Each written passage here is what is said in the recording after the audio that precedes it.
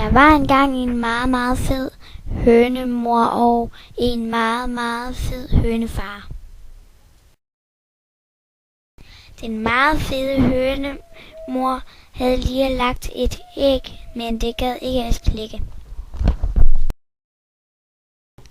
Så den meget fede hønemor gik.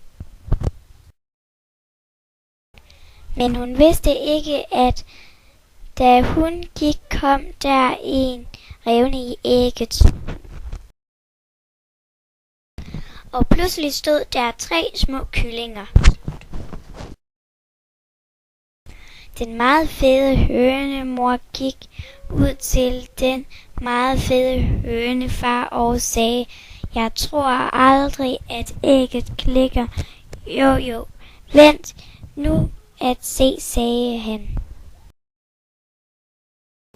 Så den meget fede hønemor gik ind for at kigge til det lille æg, og foran hende stod der 3 små kyllinger.